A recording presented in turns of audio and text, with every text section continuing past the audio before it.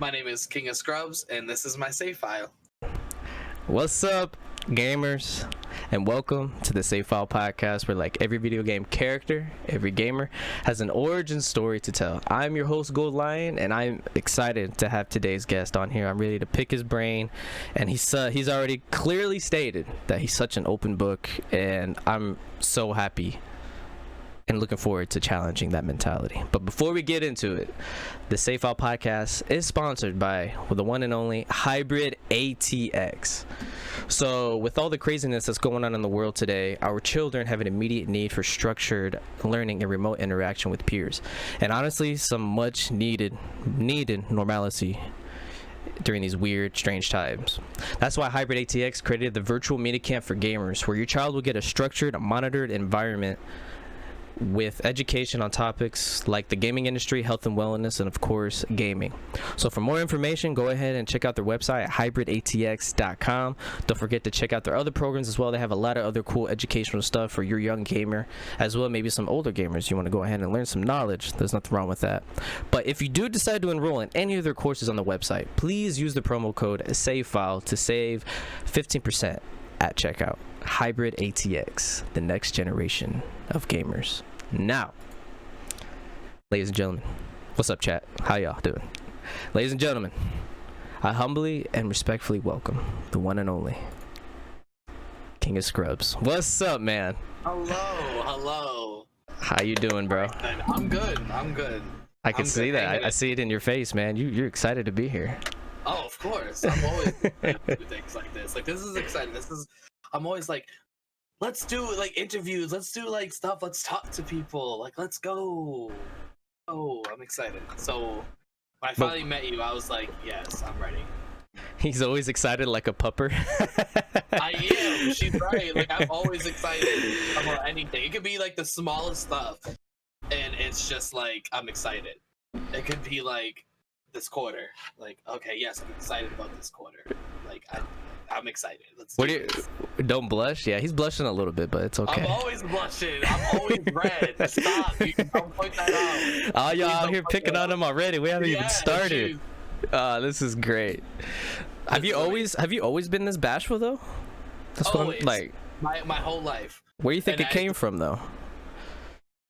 I honestly, to be honest, I have no idea. I've always been like this, and I've always been like, so like turning red, like at the weirdest moments. Like, I just turn bright red. Like, I could be like in the movies and all of a sudden just turn bright red, seeing something on TV, oh, bright red. And I'm like, I've always just been like that. And I also don't know if it was always, I was always raised, my mom was a single mom, so I don't know if it was, that's where I got it from. Because she's like kind of the same way. Like, she's very bashful and like blushes all the time. So I don't know if it's just from her or genetics or something, but I definitely probably get it from her for sure. Crazy. So to put some lore into this interview, ladies and gentlemen, everybody that's listening, ironically, we do have some young children at our houses, so if y'all hear them in the background, please do excuse them. No worries. Like, I just heard your 4-year-old up there. Yeah, she's literally right here. So my office is not built yet, so a lot of people don't know, because this is why I keep this up, my green screen. A lot of people don't know is, like, I still live with my mom. Like, I'm a mama's boy. Haven't left. I left like 3 times, and look where I'm back. So right now, what we're doing is we're building me, and we call it my office. Right now, it's literally not done yet, as you could hear. I can hear her walking around. Yeah, as you could hear. So I don't have walls up right now. So literally, you can just hear everything that goes on. And I'm like, please, let's be quiet. Yeah. Joe Exotic in the chat asks, "Do you have any pet tigers?" That's pretty random. I wish. That'd be cool. I wish. A pet tiger? I'd mess with a pet tiger. Yeah. But at least a baby. Yeah, at least a baby. You know, that'd be cool to raise little exotic cats like that until it gets to a point to release them. But that'd be hard though. You know, you have an emotional attachment to them, and you just let them go. I'd cry. I'm not gonna lie. My man tears will come out. I'm not gonna lie. Right, exactly. The man tears will come out. Yep. Sure. Little roar right there. All right, so Man, I'm ready to get into this. So the first topic we're going to get into, my friend, is character creation. Basically what it is that we get an idea of your life. Character, you know, the whole gaming thing. You build that character. Okay. So we're getting to know your story. So the first question is, what's your first experience with gaming? Whew. My first experience with gaming, oh my god. It goes way back. Not way back, not too far, but back. It was either, I remember one day my brother had the PlayStation, I think it was like the gray one, the one we used to push the button. Yeah, PS1, bro. Come on. Yeah, PS1. I remember when I was younger and I touched the eye. Yeah. No. Yes. The forbidden spot. Yes, exactly. That's forbidden. I touched it, and I remember that, and we used to play everything together. Everything. Not even just that. I also remember when my cousins used to come over, and I wish she was here. I wish she literally would get on Mixer so she can hear this, because she'd laugh. We used to have the Nintendo 64, and we used to fight and argue over the game that we were playing all the time. We used to rip it out of the game. You know, when you rip it out and all of a sudden the screen gets all jacked up. Mm-hmm. Yep. And she like bit me in the forehead. She literally bit me in the forehead. Yeah, she bit me right in the forehead. When I was younger, I used to have a scar right here from where she bit me. Mm-hmm. Wow. Yep. And then when we was growing up, when she didn't get her way on the game, we called it, I don't want to say the projects. I'm trying to find the perfect word for it without I used to live in I guess I'll say community home, but people get what I'm saying. Like a low income community type deal? Yes. Okay. Because again, my mom was a single mom. Mm-hmm.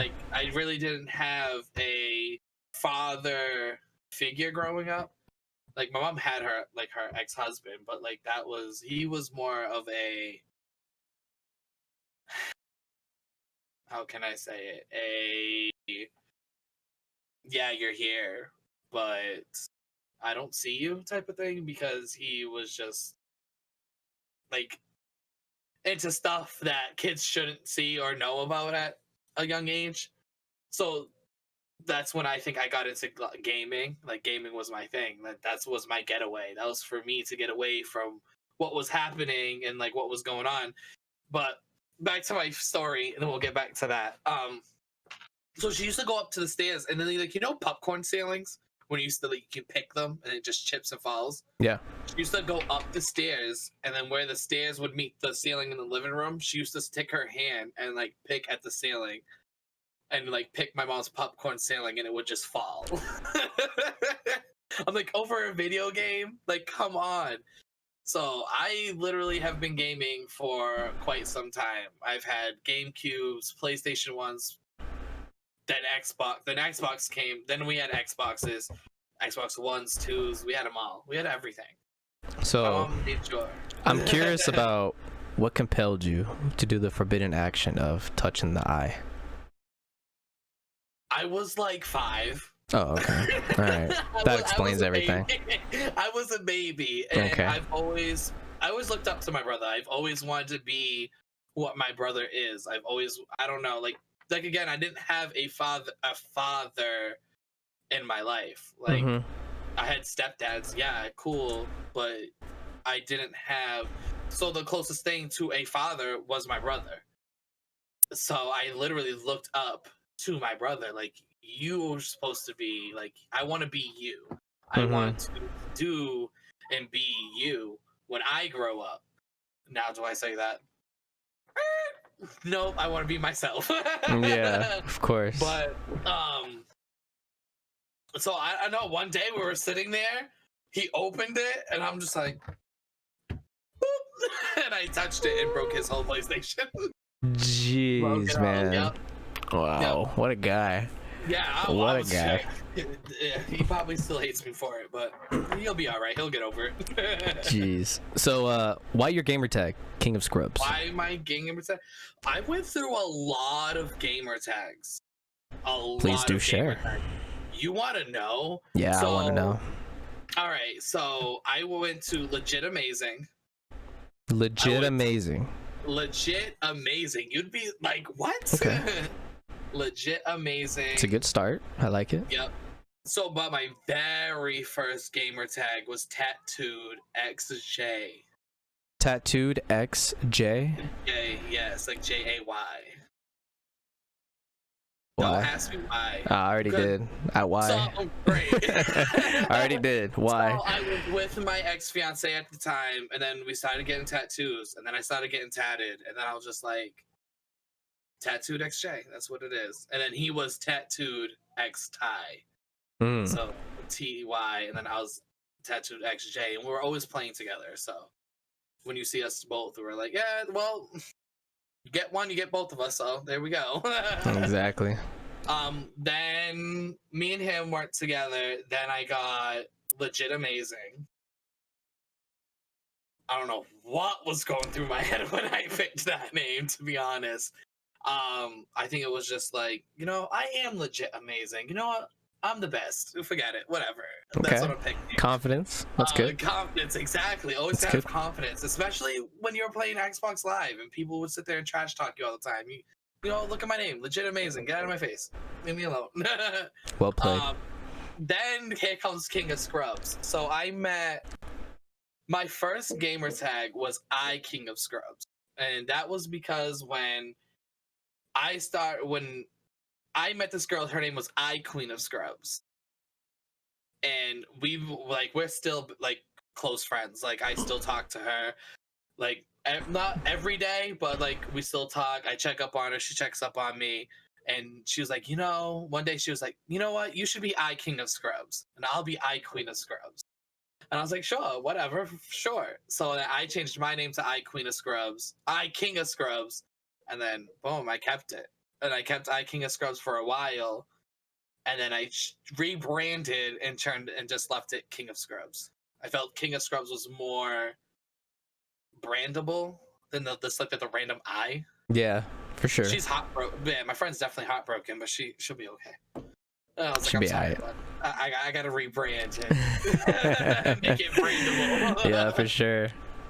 So, Yeah. but I mean, like, why that though? Like Scrubs, like, what does that emphasize? What is the origin of that? Scrubs, a lot of people think of like, to me, it doesn't make, a lot of people, it's probably not going to make sense, but to me it makes sense. So Scrubs is when, like, oh, you're a scrub, like you're a scrub. Okay. Or like I want people who say that, yo, you're a scrub to have a safe like environment. Like, you know what? I'm the king and y'all are my family, now come here.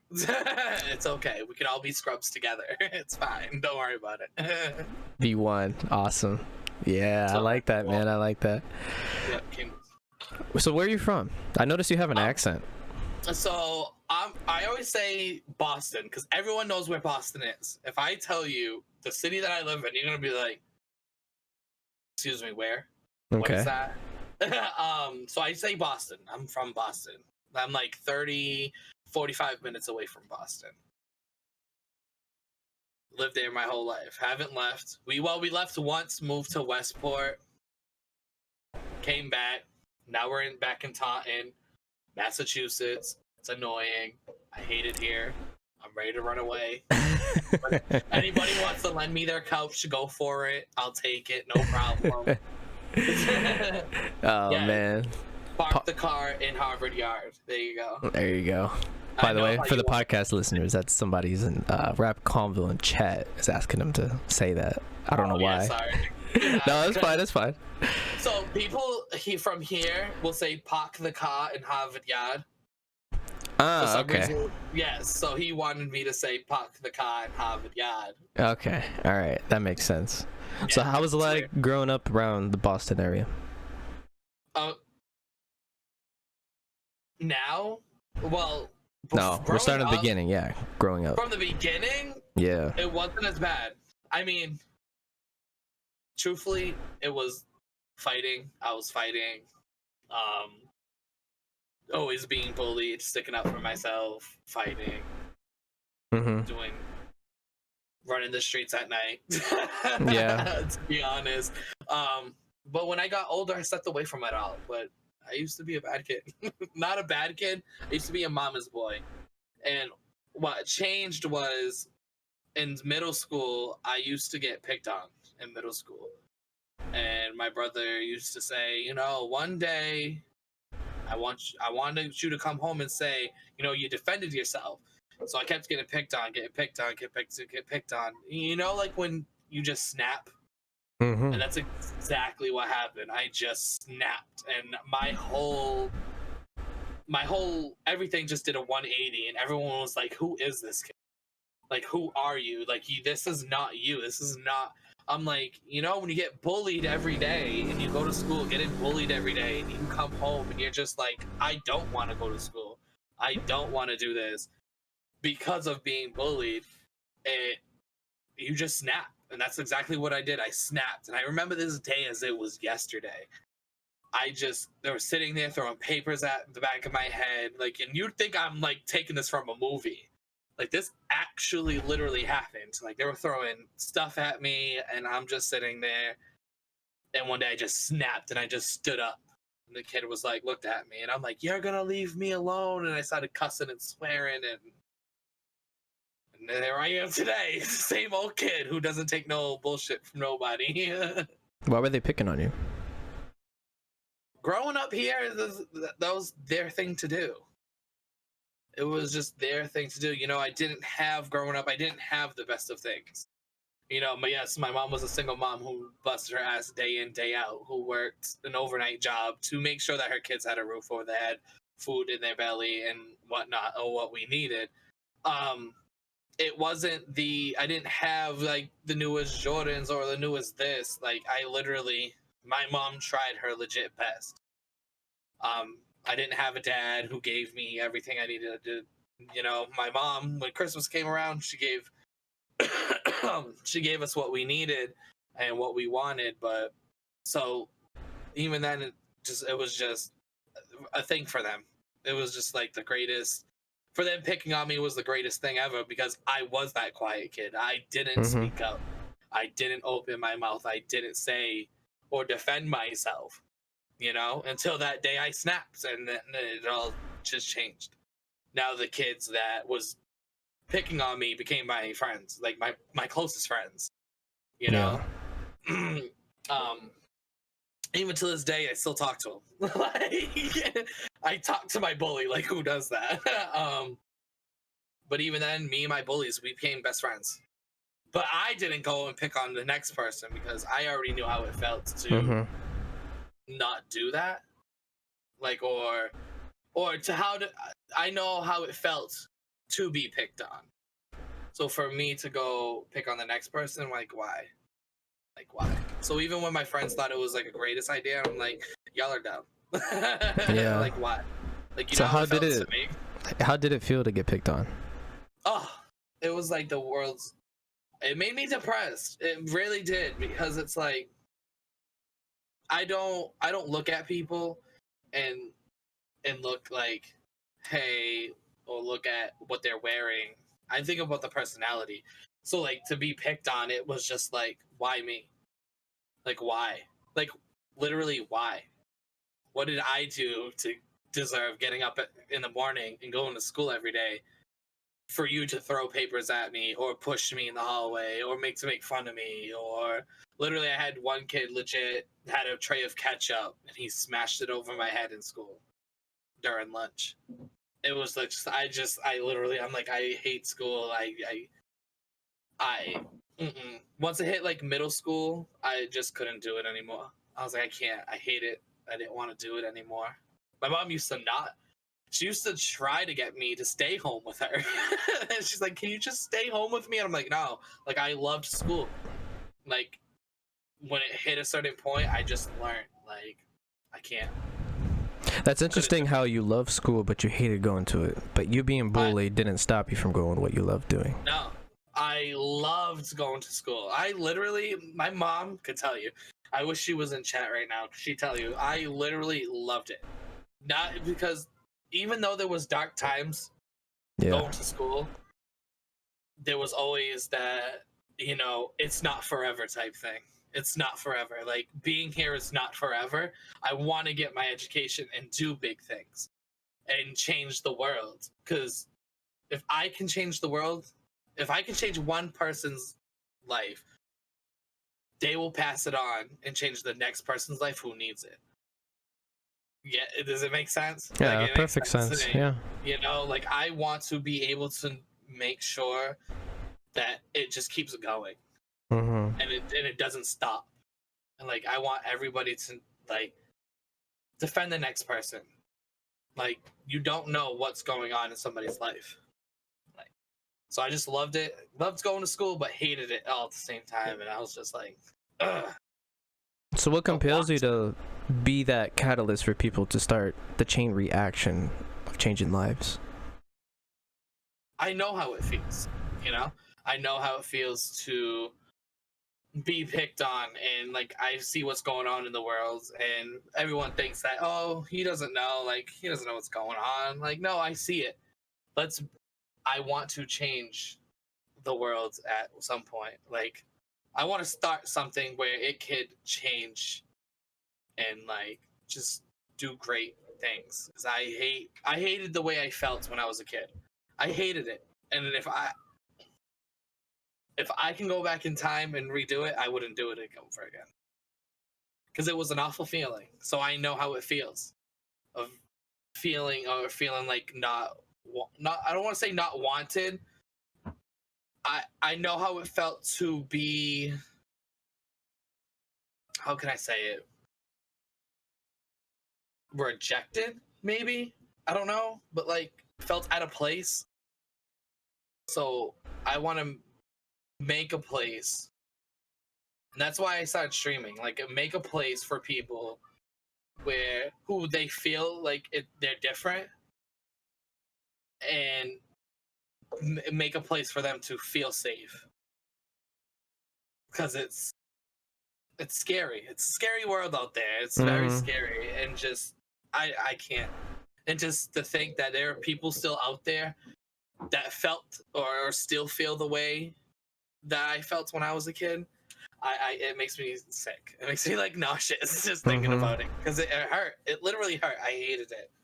I'm curious about something. What? How you mentioned how you want to change people's lives and create something. Yet you just mentioned that's why you started streaming. Do you feel like you have changed people's lives this far? Yes. So why you continue to say you want to change people's lives in a tense to where you haven't yet? Because there's a millions of people out there. There's not just you and I or me and the people. There's how can I say it? Like, there's tons and tons of like things that could be done to change. You know what I'm saying? Even sometimes you know what I'm saying? Even sometimes I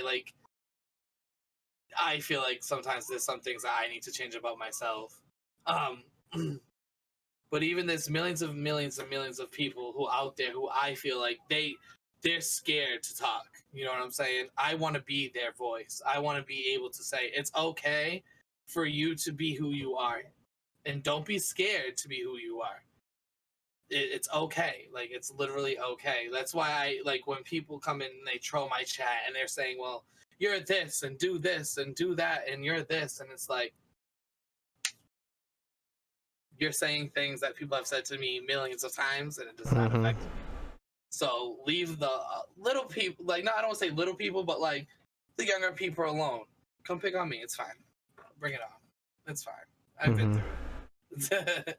Could you say that you have helped people so far with your streaming? Yes, I've gotten a lot of messages. I don't want to say a lot, but I have gotten messages from people where they're saying like, I really don't talk in your chat, but you've helped me like a lot, like through my depression or my anxiety or my feeling like I don't have a place because of their home life. But you gave me that place. You gave me that place where I can go. And that's why I continue to do what I do, no matter how tired I am, how stressed out, how my anxiety's going. It's like once I'm in front of this camera, I feel like I'm doing good. I feel like as long as I know and I keep receiving messages like that, it makes me feel like I'm doing what I wanted to do. CP in chat says King was a big help when I came out as a transgender in this platform. He literally reached out and helped. Oh yeah, like I've known Razor for a while, and literally I'm like, listen, what you need, whatever you need an ear to talk to, a virtual hug, I'll give it to you because I'm here. That's what I'm on this platform to do, and I will never change, no matter if I'm the top 500, 100 streamer on this platform. I'm never changed. My DM's always open. I've told him that multiple times. Don't be scared. been dealing. No, I don't want to say dealing, but I've been near the LGBT community, practically since high school. I've seen my. Hi, Greg. I've seen my best friend. Literally, he was my best friend. We did everything together, matching outfits, t-shirts, haircuts. We had everything together, matching everything. So I've seen it. Like, I've seen the transition of what and how it, like, the mindset of like what goes through the transgenders, like their mind and how they feel. So I get it. So like I reached out to him and I'm like, listen, I'm here. Come here. King got you. Come here. I understand. Mm-hmm. Come here. You know. So I had to. I couldn't. I don't know. It's weird. I want to give you some perspective real quick to help you out with a certain situation that I'm noticing what you're doing, which it took me some time to learn this, and I feel like you and I are the same. We just have this natural need to help people given our circumstances, how we grew up. Right. So what I'm telling you now is that this is a good, I'm glad that CP Razor said this in chat, because this is a good example. The fact that you helped out CP Razor, you've already helped out 1 million people. So think about it like this. Because you helped out CP is going to help others. Those others are going to help others. And then so on and so forth. But just because the million, how you keep saying you want to help out like 1 million people.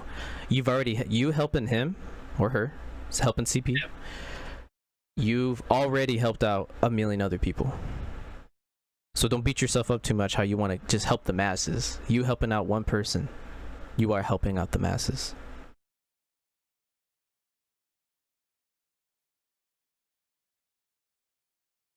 It's true. I don't know. I just feel like I have this like urge to do like you said, like I just have this urge to do it, and I don't know what it is. It's just I'll know, and I feel like I'll know myself when to not stop, but to stop, like you said, beating myself up over it. Mm-hmm. Like, stop. Like, it's enough. Like, you've literally, when I feel accomplished, I think I'll feel a lot better. But until that, I just feel like I just got to keep going, keep pushing, and creating, like I said, that safe. That I know everyone says, oh, I want to create a safe place for like all different types of people, and but like me being part of the LGBT community, I know what it means to wanting to create a safe place, and not just for the LGBT. I want literally every person who ever feels like they don't feel like how I felt when I was a kid, like unwanted, not wanting to, depression, anxiety, and stuff like that, to come to my community where all we do is love people. And I'm like, you guys are like, they literally just heard everybody. And I'm like, yes, bring everybody here who just felt the way I did when I was a kid, and let me make sure that they know it's safe. It's okay. Don't worry about it. You're gonna be okay, I promise. Okay. So again, you went back to, you want to feel accomplished. Do you feel helping out Razor is an accomplishment? Oh, of course. So you see what you're doing? Yeah, I do. Yeah, there's a beautiful analogy that Bruce Lee says. It's where Mm-hmm. it's where the biggest accomplishments that you want, how you want to help out the millions, is like staring at the moon and you pointing your finger to the moon. But the thing is that you're too distracted by your finger looking at it. See what I'm saying? Mm-hmm. Yeah, so when you're pointing at it, you're missing the bigger picture. You're too busy looking at the distraction rather than what you did for the person. You're too busy out there looking at the big thing, which there's nothing wrong with that.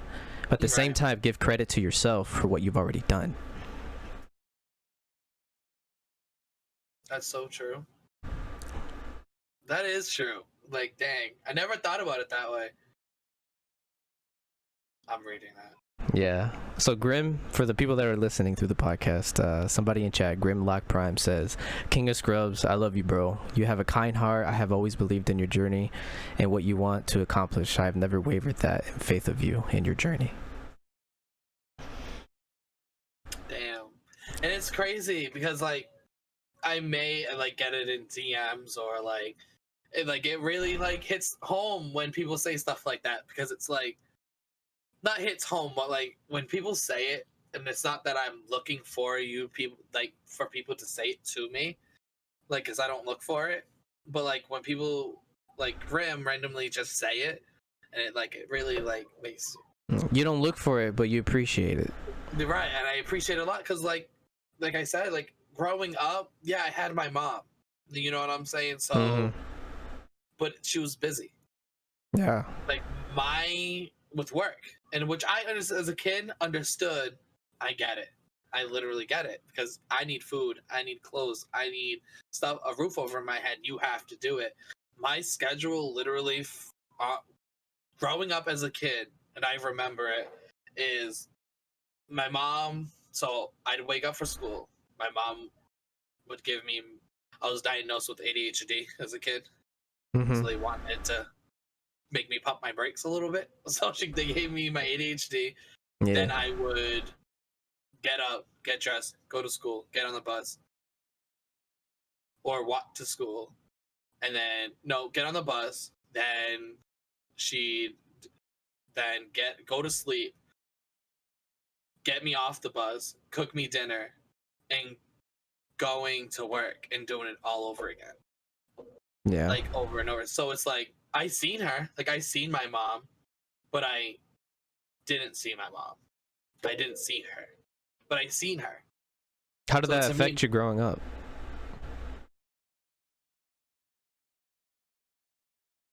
It didn't suck, but it kind of bothered me a little bit, and I don't want to, like, tear up or anything, but, like,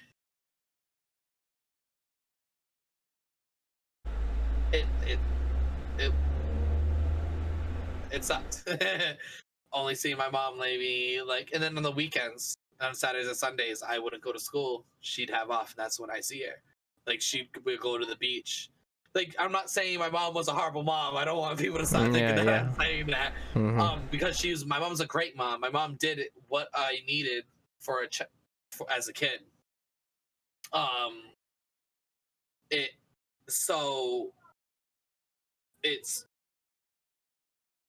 She did things. She did. My mom's an awesome mom.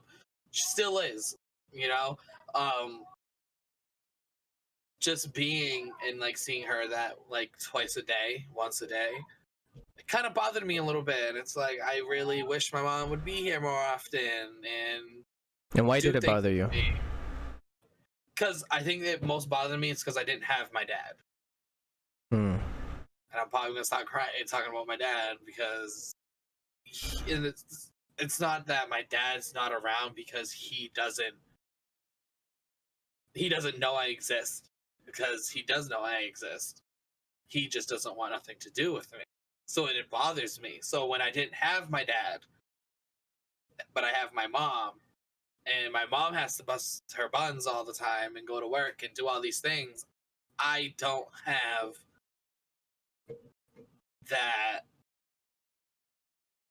that I feel like, I don't know. It's just I felt like I didn't, like, I had my mom, but I didn't have my mom. But I had her. Like, she was there. But I love my mom. Like, don't, like, you know what I'm saying? She's an amazing person. Still an amazing mom. Did everything for me. But it just, I think it just really bothered me because I didn't have my dad.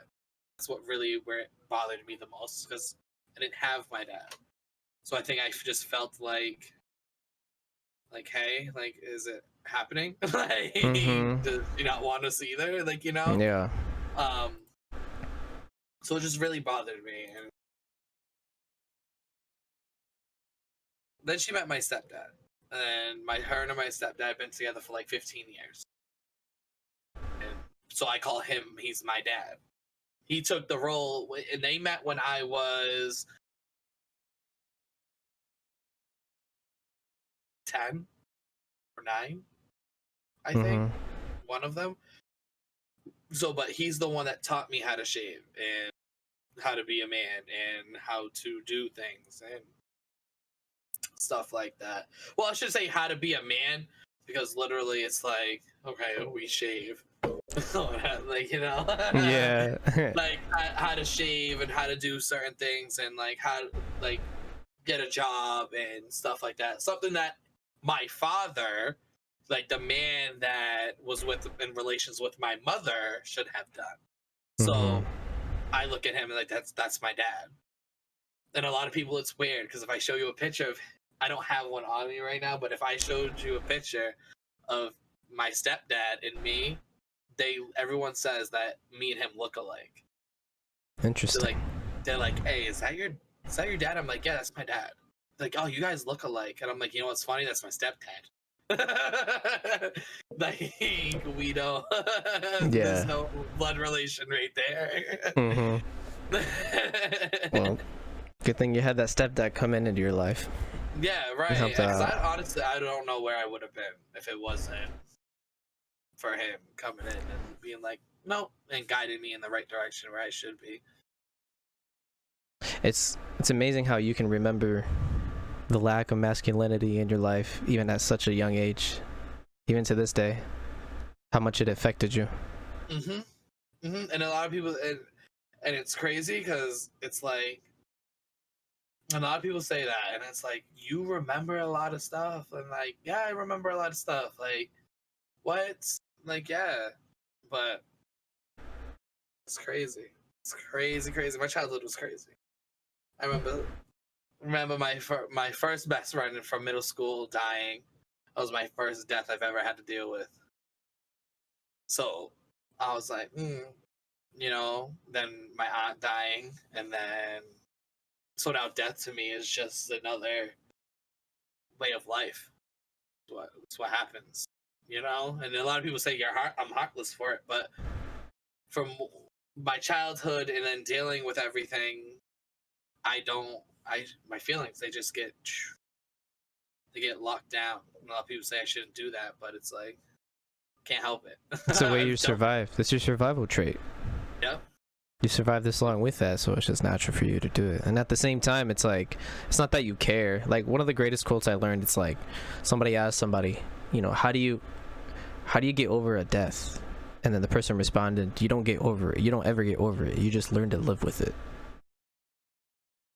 Yeah, and literally, like, I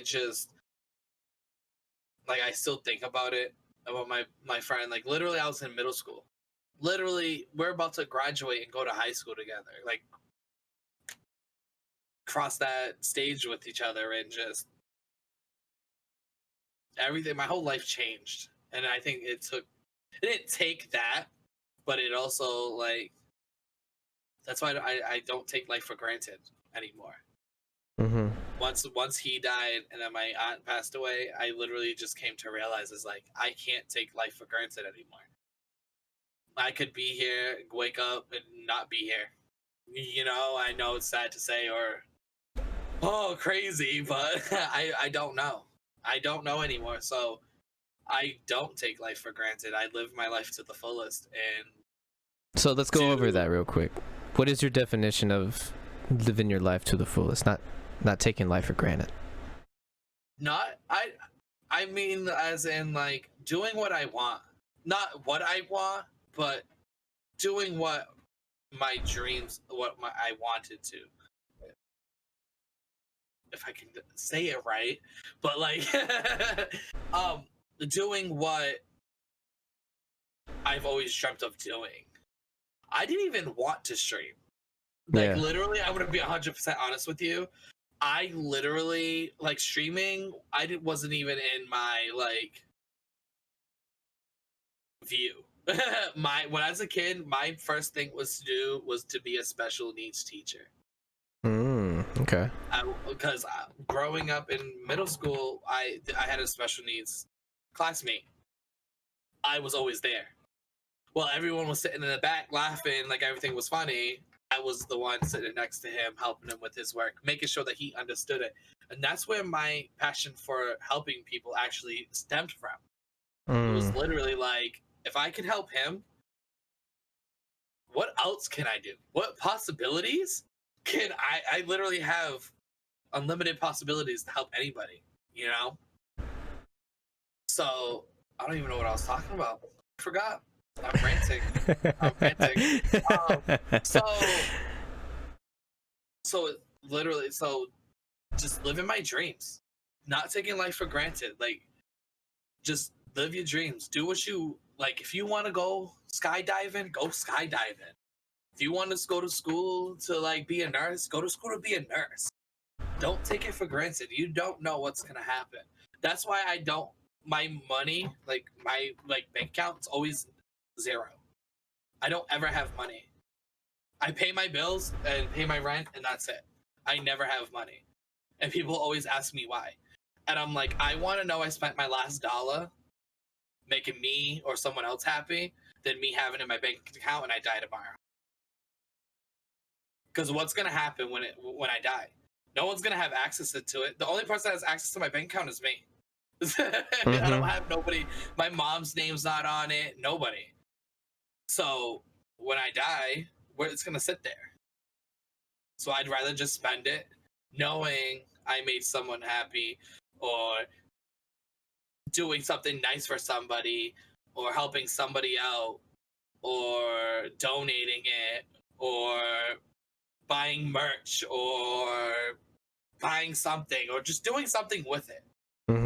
Because like I said, if I die tomorrow, I'm going to have money in my bank that's just going to sit there. So I'd rather know when I go to bed at night that I have $0 in it. It makes me feel better. Hey man, to each their own. Hey, a lot of people be like, you're nuts. And I'm like, hey, it's just me. Yeah, it's just me. It is what it is. But then hearing your story, it's understandable why though. Which people don't really get. They don't. And it's crazy because all right, so like my ex-fiance, his mom, when I first met him, his mom didn't understand the way I was, because I didn't take everything for granted. You know, like I didn't, like, if you was to buy me this wrapper, I would love and cherish that wrapper forever. Growing up, I had what I wanted, yes, but I'm the middle child. So we come last. I'm sorry, I don't care what anybody says. They can be like, no.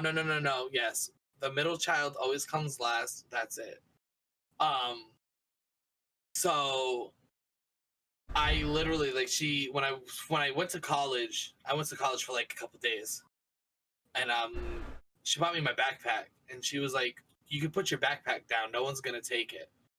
And I'm like, nope. She's like, why? I'm like, I'm not. I'm not gonna put it down. She's like, no one's gonna take it from you. It's okay. I'm like, no. Like, growing up, like, my mom's ex-husband is, I don't want to talk bad about him, but like I have to in a way, because he literally stole all my video games. Dick. Yeah. So like PlayStations, PSPs, whatever we had, he just took. So we didn't. So when it's being taken from me as a kid, after knowing my mom works day in and day out for it, what else would someone take from me? And that was my mentality growing up, and it sometimes still is. And it's crazy because my man now, he yells at me. He's like, "Why are you saving this?" I'm like, "Because I cherish it. It's mine. Like, I want to cherish it forever until it doesn't work anymore. I don't care." I literally have I forgot what this thing is called, the Nintendo DS that doesn't work, but I still have it, and I will keep this thing until I find a charger and see if it actually works or not. Don't All keep, right. oh, whatever. I don't know. She like thought I was the weirdest thing. Like, why is he doing this? Why is he doing this? Why is he carrying around his backpack that he doesn't even have school for another 2 days? And I'm like, because it's just a security thing for That too, and you learn to cherish everything that you got because you received. You understand the concept of things come, not just things, but life in general comes and goes. Yeah. So you cherish. You're very in the moment. Yep. Which is even when I got, great. Yeah, even when I got my my PAX merch, not my PAX merch, my partner merch. Yeah. I literally like squeezed it. Squeezed it? I hugged the box and I'm just like taking everything out, and I wore it for like 3 days. I washed it, of course, but it's like, yay. Yeah, it's just that feeling. Of course. Yeah, you know? I want to talk about your you discovering your sexuality. Because I feel like since it is Pride Month, and I feel like it'd help out a lot of people that are listening. So, tell us about your experience discovering the reality of your sexuality. So I practically knew I was gay for the longest. Okay. The longest time, and my mom and my brother knew, as well. She practically was just like, "Hey," like, what age was, like, give us more detail, like, when did you know, how old were you when you knew, and how old were you when you had that look? Let's do some math today. Okay, let's do it. 2020 math. Alright, so if I am 20, I'm about to be 28, and my sister's 23? Mm-hmm. So she was 5, 6, maybe. Literally, hair, makeup, dresses with her, Barbies. I didn't like Ken dolls. I didn't like GI Joes. The army things, like, they didn't find interest in me. Like, I didn't look at them and be like, that's fun. Like, no, I looked at Barbies, dresses, and being like, no, that is fun. Okay? Mm-hmm. Like, my sister had a big old Barbie house, dream house doll thing, and you literally played with it with her all day. And it was always me and my sister. And then my mom, of course, but me and my sister always were together and wearing makeup, doing my nails, wearing dresses with her. So it literally, as a kid, you just think it's normal, you know? And your parents ain't gonna go and say, hey, like, what are you? So as I got older, I was just like, I had girlfriends. Don't get me wrong. I had very beautiful girlfriends. My girlfriends are gorgeous. I loved all my girlfriends. I love them all. And I still tell them to this ass, I still love you. You did the bomb. I love you. No problem. But, no. Yeah.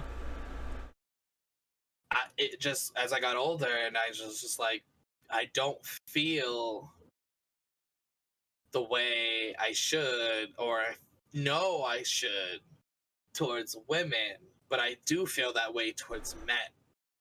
And I was just like, I was like in my head, like, oh, he's cute. He's cute. Oh, hello, you're cute. Then I was just like, hey, boom. And then when I got into high school, that's when it literally was more.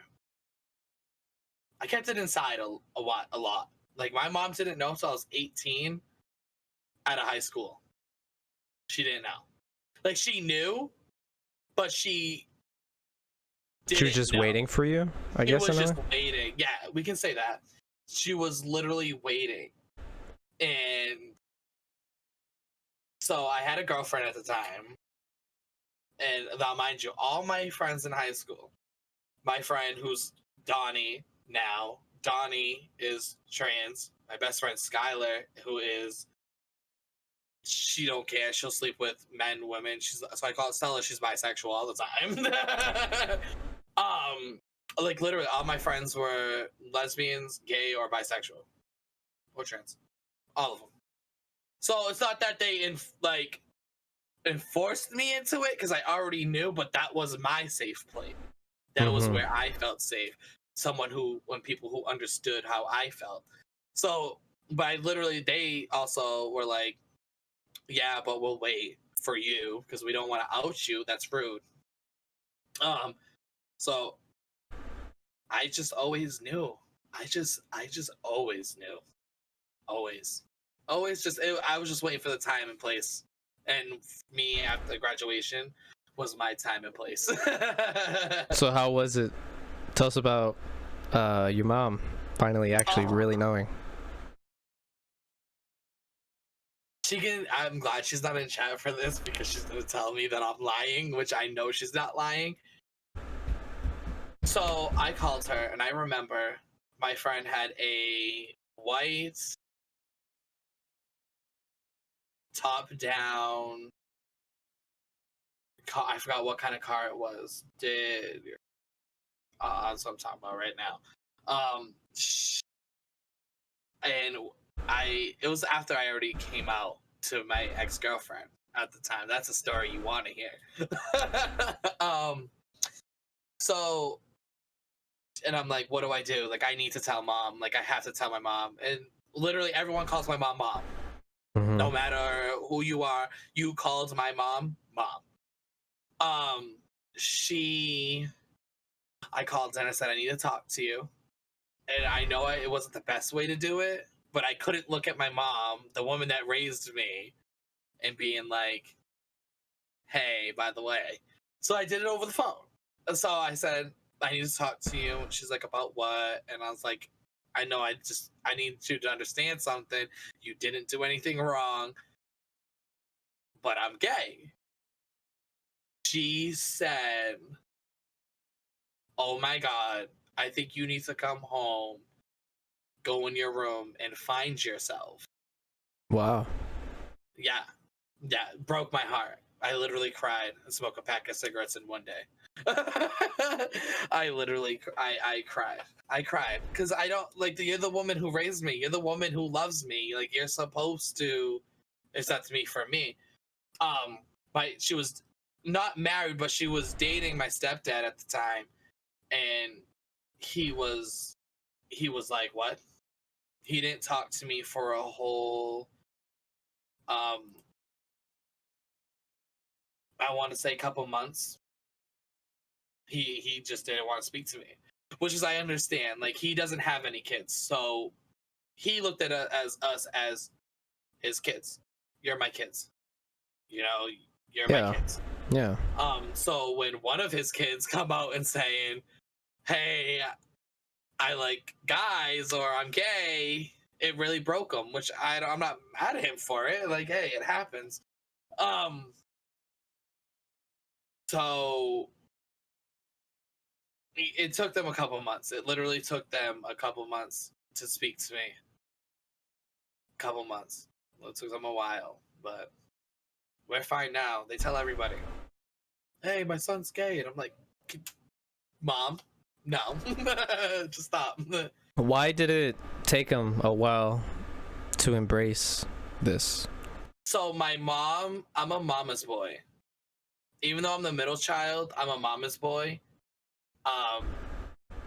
Literally day in, day out, you see my mom, you see me. You see my mom, I'm right behind her holding her butt pocket, walking, like, as a kid, like, walking with my mom. Like, it was always, so for her to hear the one that was been up her butt all day, and her middle child, like, hey, like, I'm gay, she felt like, she says it to this day, and she'll tell you, I felt like I did something wrong as a mother.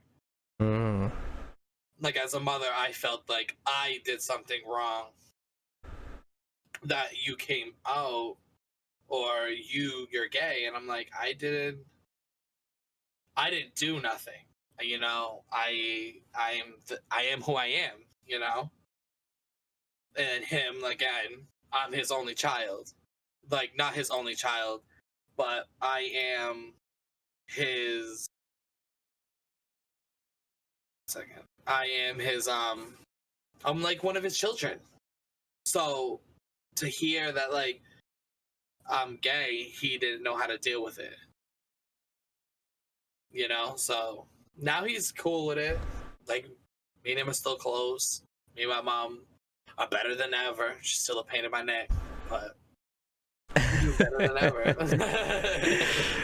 So the people that are listening that are struggling to come out to their loved ones, what is your advice that got you to the point to where to call your mom and let her know about your sexuality? The advice I would give is, don't be scared. I know it's hard to say it, like, don't be scared, just do it. But it's like, literally, don't be scared. There are always, I know a lot of people are like, oh, well, once if they kick me out, once if they do this, once if they don't accept it. There are things out there, and this is what I've been stressing this whole month, is literally, if you're gonna come out, there's literally resources that you guys can use that will help you do this. Not even just if things go sour.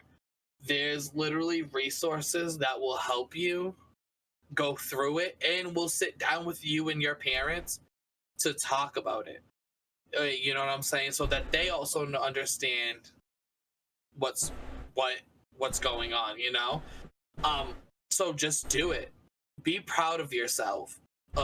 Be proud of who you are. Don't be ashamed to be part of the LGBT community. You don't just have, you know, you have a whole community behind you that will be here for you. You have the whole LGBT community. How many of there's millions and millions. We are here and we stand by each other, and don't worry about it. You got this. Just do it. Just take a deep breath in and just be like, hey. And a lot of people this month have been coming to me too with that question. How do I tell my parents? Sit them down. It's the best way to do it.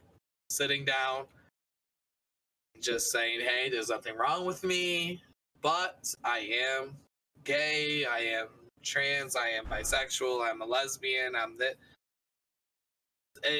And it's a very good relief on yourself as well. It's not just a good relief on just like your mental health too. It relieves your mental health because you have to put up this facade of, well, I am dating a woman and I'm not gay, or I'm not bisexual, I'm not this, like, you know, and it's tiring. You know, 18 years, you know, 18 years it took for me to come out to my mom. You know how tiring that is? Can only imagine. Yeah, 18 years. When I finally did, I been so... Okay, nice. Oh yeah, he was just in my chat earlier, and yeah, he's out here having fun. It literally felt amazing to finally be like, and the relief, the relief on my shoulders and my mental health of like, yes, I did it. Yeah. Hold on. We got somebody in the chat, y'all. You know how it is. Oh, there it is. Krampus. Thank you, sir. Let's go. All right. LOL. What? Hello. I hope you throat got choked. Yeah, see? Same thing. Get over it. Come up with some new material. So some people that are listening to the podcast, we had somebody come in and start trolling and started saying some dumb shit about the topic that we were on. But hey, man, it's, you know what's crazy is that right there itself is proof that it's working. What you're doing is working. You're helping them. You're helping people out. No, it's okay, Krampus. Still love you, buddy. Thank you. Like that's proof that seeing that experience and other people seeing that in chat, like how you just reacted to that, is a good example of how to react to it. Yeah, like, and a lot of people get scared, like, and it makes me cry a little bit because seeing what's going on in the world, and it's like I can't. Like seeing people go through that, and it's just like I couldn't imagine. See, like I'm lucky enough to where my friends and family, when I finally came out, they were very accepting. Very. Besides my parents, who had their moment, and I gave them their moment. But you know, it felt very good to know that I had family and friends, and just hearing that some people don't even have friends who agree, you know what I'm saying? Or because at the end of the day, we're still people. So that stuff right there, it doesn't bother me. It literally, people call me the F word all the time, and I'm just like, okay. Because at the end of the day, you gotta think about it. They're stating, I'm not saying stating facts, because the F word is just rude, but like, when they call you gay, it's like, okay. And your point, yes. Okay. Yep. Like, yeah. It is what it is, though. Yeah, right. Like, really is what it is. So it doesn't, so just, yeah, so I'm just like, no, it's okay. Like that. Bye. Goodbye. All right, bye. Exactly. So tell us about how you got into streaming. Oh, this was a whole accident. Okay, this was a whole accident. Please do tell more. So I didn't know what Beam was. I didn't know what. Yeah, I didn't know what Beam was. I knew what Twitch was, and I know who Ninja was, but I didn't know what streaming as itself was. So one day I was sitting here and I'm just like, oh, what's this broadcast stuff? So I just hit it like, hey, what's up? And I'm sitting there and it says we're like blinking red, and I'm like, okay. Okay. All right, sure.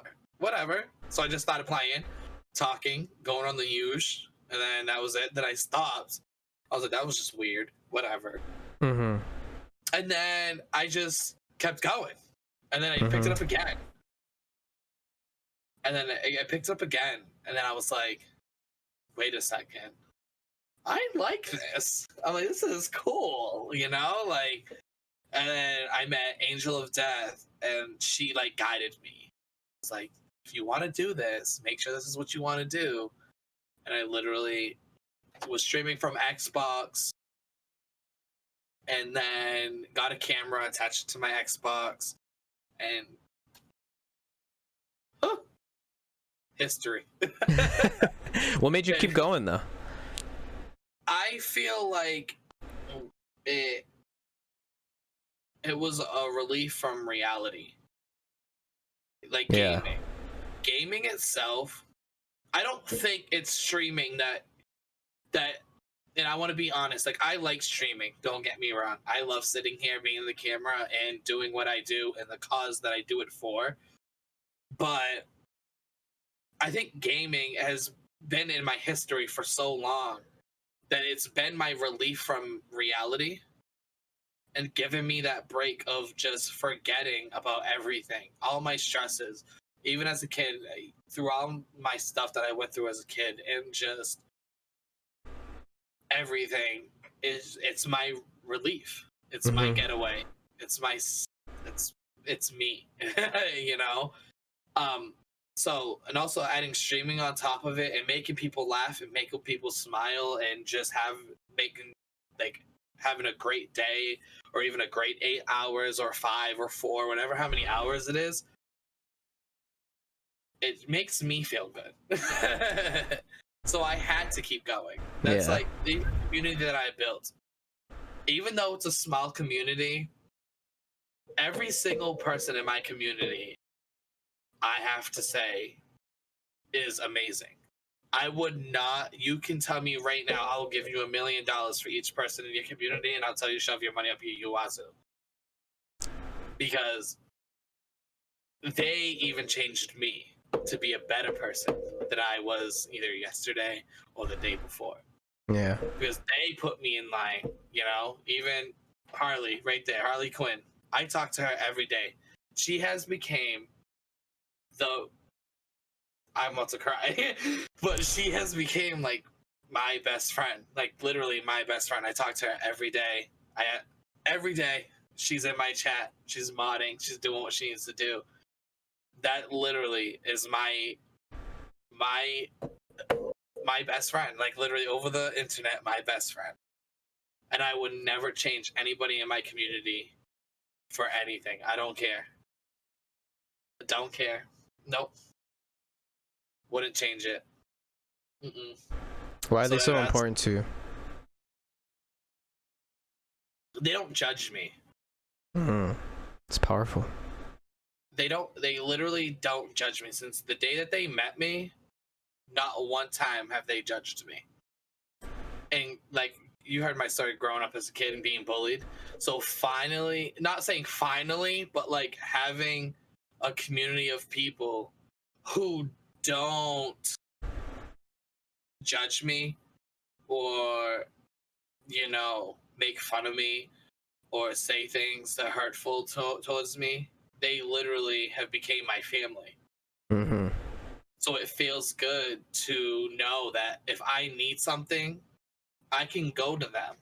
Just like they know if you need anything from me, $10, not even just money, a shoulder to cry on, talk to, whatever, I'm there. Just like they are for me. You know? So it's like, great. I found my family. Mm-hmm. I found my friends. You know, like I found my people. You found your safe place. I found my safe place as they have found theirs. So we found each other. Tell us about your experience being partnered. Oh my gosh. I don't know why Mixer partnered me. I'll be 100%. I mean, at least that's honest. Shit. Oh my god, I have no idea why in the world they were like, sure, why not?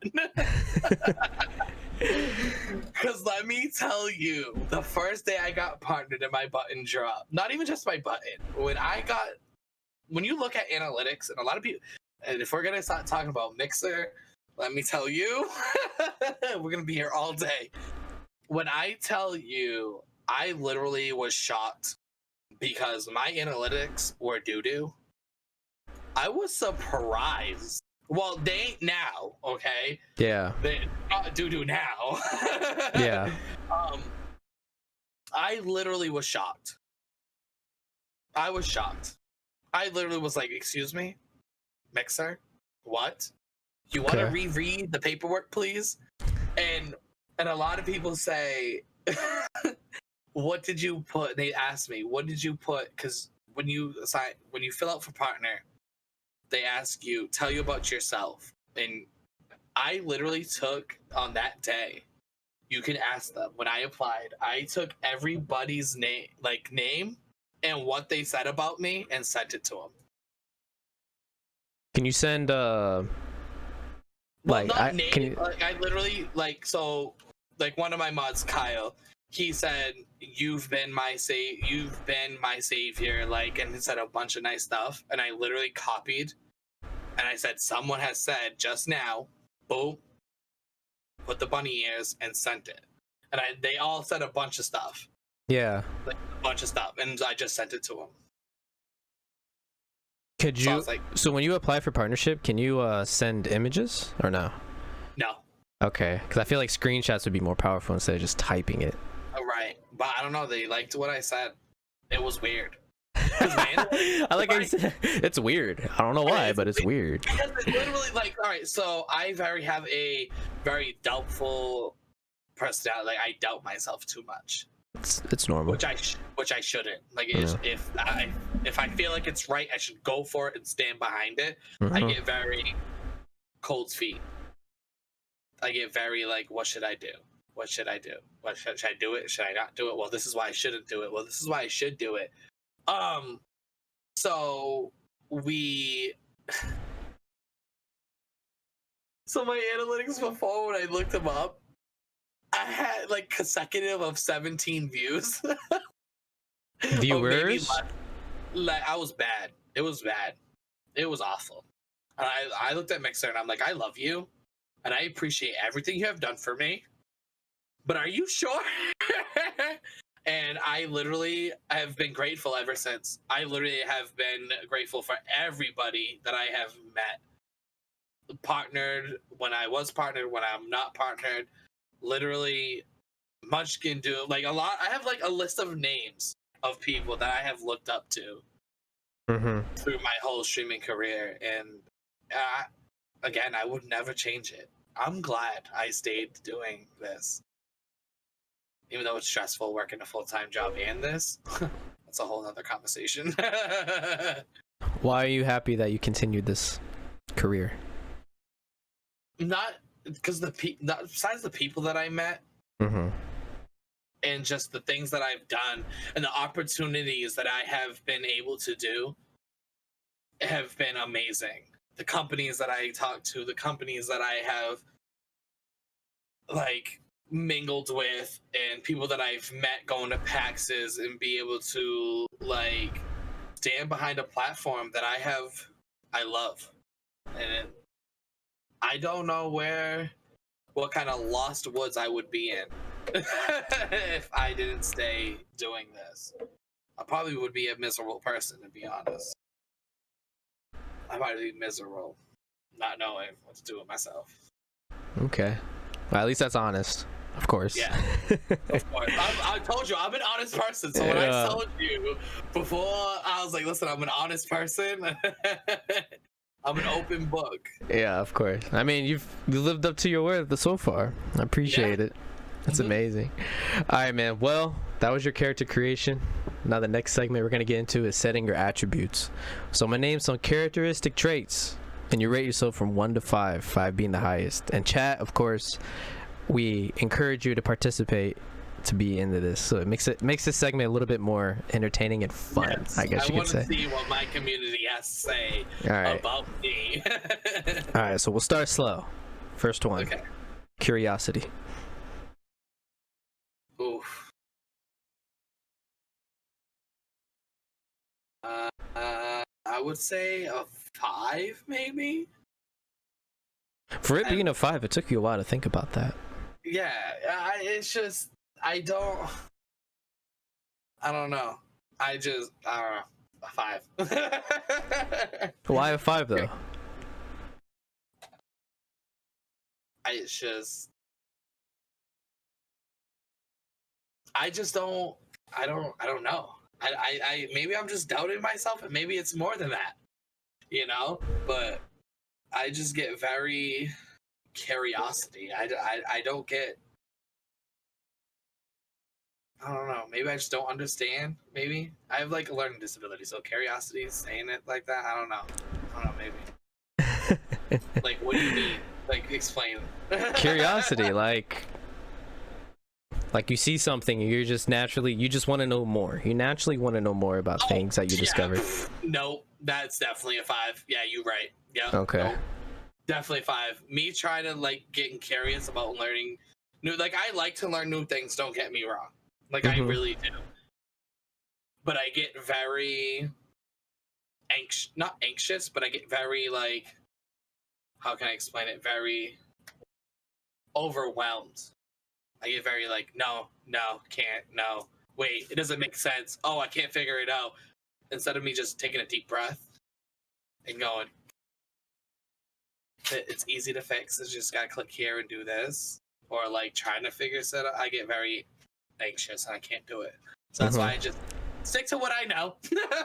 Stick to what you know. Nice. That's why school wasn't my thing. All right, next one. Patience. Oh, that's a 10. You're patient? 5, 7. You said you patient, and then I thought about my niece, and I said 7. Well, this is 1 through 5, not 1 through 10. Oh, 1 through 5? Okay, Yeah. 5. Oh, okay. Well, 4. We'll say 4. 4, because when it comes to certain things, I get very non-patient. Yeah. You know, I get very, like, I don't want to say snappy, but I get very, like no. Right, exactly. You know what I mean. Yeah, of course. All right, next one, man. Confidence. Oh, that's a 5. Why are you so confident? I think going through what I've been through in my life, I learn to be confident. You know, I've learned to not care. You know, like, and just have that thick skin. So I get very confident. Very. And I think sometimes it's my worst enemy too.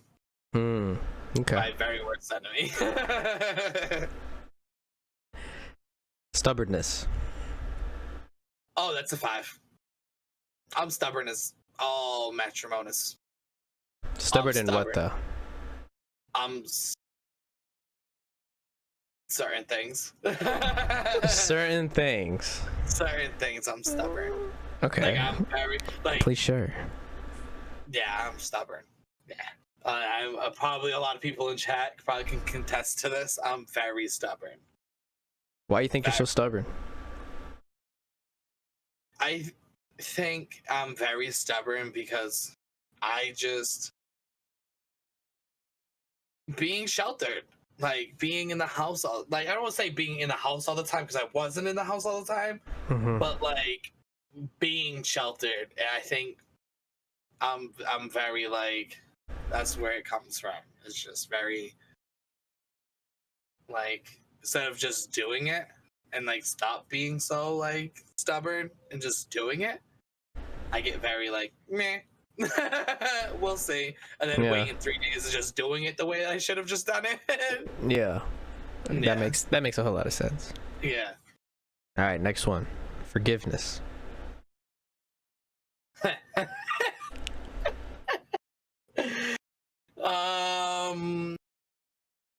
I forgive a lot of people. That's a 5. That's a 5. I forgive a lot of people, which people I shouldn't have forgiven. And I think that was just the way I was raised. My mama made me that way. She made me that way, you know. I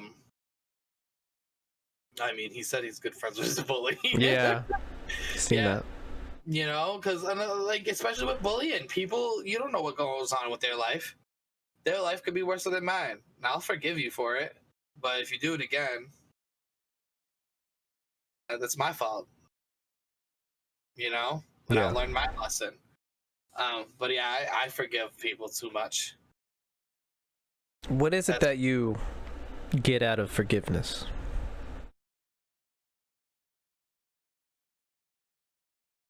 What do I get from it? Yeah. What I've learned so far, nothing. Because people just do the same thing to me that they do all the time. And I need to learn to forgive them the once. And then if they do it again, let it go. And you know what I'm saying? Oh, yeah. Stop letting people do the same thing over and over again. Just like my ex-boyfriend, who used to beat me up all the time. I kept forgiving him. Say to him. So one day, I snapped. Just like I was in middle school and I don't want to say it, you know, just you know, just screamed and yelled and told him to get out. But even then, see, and I've learned that forgiving people so many times is gonna hurt me at the end. Nobody but myself. Why do you feel forgiving others will hurt you? I feel that way because I'm always the person to, like, if I feel, and like I said, I'm always in my own head. I have anxiety and depression, so my anxiety gets the best of me, and so when I forgive a person, I always feel like they're out to get me. Even though it wouldn't be that way, you know what I'm saying? Maybe the person has learned from the first time, but I've always felt like if I forgive somebody, even though I don't, not that I don't want to, but I feel like every time I do, they're going to be out to get me again. And maybe I have more than anxiety and depression. Always feeling like I'm about to get before I get got. Mm-hmm. Throw some Medea in there, but yeah. So I feel like I feel like I've always, if I forgive somebody, they're gonna do it again, even though it's probably not that way. But then again, it could be just my anxiety. Mm-hmm. You know? Yeah. I mean, it's natural to think of such things, of course. Because yeah, you could forgive them, but that doesn't mean that change them, and that it'll stop them from doing the same things. Just a forgiving person. I need to learn. I don't think the issue is, because I struggle with this myself. So what I learned is that it's not forgiving is the problem, it's letting them back in assuming nothing happened. That's the problem. Forgive them is cool, because I'm big on, hey, nobody's gonna live in my head rent free. Okay, I'm gonna let it go. I'm gonna let them go. But I'd be damned if you come back in my life like, hey, we were friends, but hey, I mean, we're more acquaintances now, you know, I'm gonna keep my distance from you. Because you just gave me a little piece of who you are. So I want to help you understand, like, forgiving is not the problem, my friend. It's not. It's a gift. It's a gift to forgive others, if anything. But also learn, don't bring them back to the same scenario. I like that. That made it like, that opened up the bigger. Yeah, right, exactly. That opened up a little bit more, because, like, you're right. Like, I literally forgive, and it's always been bothering me, is like even like, all right, for an example, like, even mods. Like, I had this one person, I'm not gonna name names, and I unmodded them, and I forgave them for what they did, and remodded them. And this is where, right? But here's the plot twist, right? Yeah. I had to unmod them again, and they stabbed me in the whole back, like, legit. Like, I mean, like, I don't want to sound like you have to be in my channel, like, you have to follow, you have to do this, you have to do that, because you don't. I'm not for everybody. You know what I'm saying? I'm not everyone's cup of tea. But there's a way to go upon things. You know? And that's how I always felt. There's a time and a place for things. And in my chat, when you unfollow, I see it. You know, it says, you have caused treason against the HQ. So when this person did it, I felt like, it's like, that's where my problem comes in, of like, being the one that I forgave you. I took you back into my community and allowed you to be part of it. And then you go and do that. Like, I'd rather you unfollow me when I'm not online. When you don't see my face and you see somebody else's face, go for it, because I don't see it. But when it's live, I feel embarrassed. like I get like bright red, and I'm like, oh my god. So I laugh about it, and I stop playing music and start acting a fool. But I feel like that's where my forgiveness and always feeling like someone's gonna out to get me if I forgive them again. Mm-hmm. And it's stuff like that that happens. Even in my real life, when stuff like that happens, I get very like, this is why I don't forgive people. And then when I talk all that ish, and I'm like, I'm never forgiving somebody. And I go ahead and do it again because why my heart is huge. Mm-hmm. Well, I mean, I hope what I shared definitely sheds some light into how to approach these certain situations differently. Oh, it did. It did. Okay. So next time you unmod somebody, they got to work for that shit twice as hard now. Yep. Okay, there you go. Happy to help, my friend. Next one. It's going to be interesting. I like asking this one. Spirituality.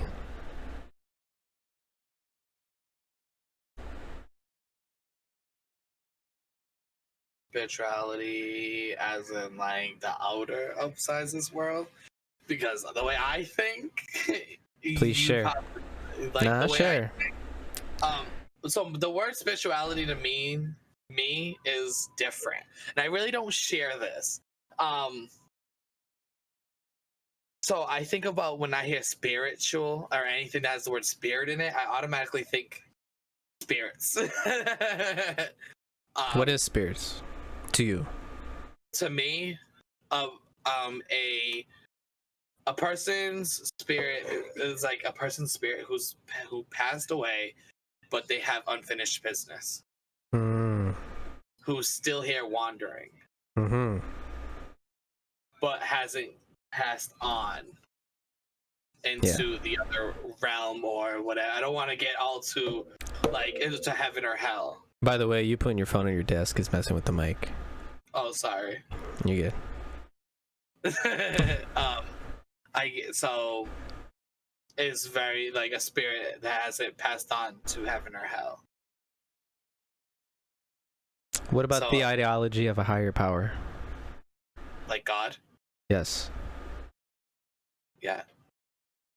It's not that I don't believe in God, because I do. I believe there's a higher power that's more than us. Mm-hmm. Do I think it's God? Yeah, it could be. Is the devil? Yeah, could be. Could be. I'm not saying that it's fake, because I don't call people's religion and things that people believe in fake. You know what I'm saying? That's something that people believe in. You don't, just like people, that's why I don't bash people's religions on who or what they believe in. You know what I'm saying? Yeah. So, yes, I used to go to church all the time with my mom every Sunday. Interesting. Every Sunday, every Easter, we used to go to church. So for me to sit here and say, well, there ain't no God, or there ain't no devil, or there ain't this, there's no point. Like, not there is a point, but there isn't a point to argue when that was something that I believe in myself. You know, I also believe in like when I talk to Blasty, and like I said, me and Blasty have been friends for quite some time now. So I know the ins and outs of, not ins and outs, but I know a lot about her. She has also opened my eyes on a lot of stuff. About my being on this earth and why I'm here. And I also being able to feel like, and a lot of people think I'm weird, and that's okay. People can think I'm weird after this. I feel like there's always something watching me. Like when I go places, I feel like there's something there other than us. I always thought that way as a kid. Always. And it was weird because I can tell you a story real quick. When I used to take out the trash for my mom, I used to think there was an old man behind my house. But he wasn't there. But it was just like, not an outlining, but like he was like, I felt like there was an old man there, but there was nobody there. You get what I'm saying? So I believe in spirits, and I believe that there's something else other than us. Do I believe that they just need to be passed on into heaven or hell? Yes, of course. But I just try not to involve, like, because I've seen stuff growing up, and I'm just like, ignore it. I close my eyes and just like, yeah, no. Did I just see that? Yes, I did. I've always been like that. Always. So my spirituality would probably be like a 4, like in the middle, like a 4, a 2, 3.5, or like a 2.5 or something. Okay, makes sense. All right, so this next one I'm about to ask, I would ask chat to be involved in this more. The next one is gratitude. So while King of Scrubs is answering this question, I would like for y'all in chat to explain why are y'all grateful for King of Scrubs. And then after when King of Scrubs explains why he's grateful, So I will go ahead and read. Do you want? I don't even want to look at chat for a second. Okay, yeah. All right. So do you want to know why I'm grateful, or what do you want to know both? Like, what am I grateful for? Yeah. So what's the number? What's your gratitude? 5. Why? I get very grateful. Like you heard my story. I get grateful for a lot of stuff. The smaller things. I'm grateful for this community. They keep my head on. They keep my head going. Even though when I don't want to do something, they're like, listen, get up, do it. You got it. We're here. We got your back. Even this platform has been nothing but great to me. And I don't care what anybody says on Twitter or that so stupid Twitter beef that people are doing between Twitch and Mixer. Mixer has done nothing but show me respect as a content creator. They've given me this amazing platform to do what I'm able to do and want to do. So I'm very thankful for that, because without them, there would be no me. You know what I'm saying? Yeah, I can go stream on Twitch, but every time I get doubtful of myself, this platform shows me there's no reason to be doubtful. You're heading in the right direction. And it's like a sign to me. Like, I believe in signs. So every time I feel doubtful and I'm like, why? Like, why am I doing this? This platform just shows the amount of love, and my community shows all this love. And then it's just like, this is why you're doing it. Because we're here, and you keep us going, we're going to keep you going. And every time, never fails. And I've never been so grateful in my life. When Thanksgiving comes around, they ask me what I'm thankful for, I'm like, my community on Mixer. Don't even mention the family that you're there with. You're just like, my community on Mixer. Yeah, my community on Mixer. I don't want them to hear that. I'm assuming everybody's taking their time in the chat right now because I have a feeling it's going to be some long ones, but we'll get to it eventually once they pop up. The next one we're going to get into is luck. I have the worst luck ever. Really? Yeah, I worst luck ever. Seems it works against everything you just said. See what I'm saying? Well, like, why you feel you're unlucky? Maybe I'm just thinking about it wrong, and like maybe I'm taking it the wrong way, and that's what I do a lot. Is I take things the wrong way instead of looking at it in a positive way. Maybe I could possibly looking at it in a negatively way. Like, oh, are you lucky? Like, well, then. So let's start with this then. Okay. So let's start with this. What is your definition of luck? My definition of luck? Yes. Is like a lucky charm, not like a lucky charm, like a 4-leaf clover luck. But when you put it like in the way that you do, like, I don't know, like I have like the way I hear things and the way my brain processes it.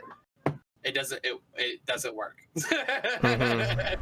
So I need a little extra explanation, like an example. No, that's fine. So you know what I'm saying? So Mm-hmm. like the way when you put it that way, you know, it sounds right now in my head. Like now, Yeah. okay, now it makes. Yeah. So when you want to say luck as in the platform mixer way, yes, I'm very lucky. I would give myself a 5. Why do you feel lucky?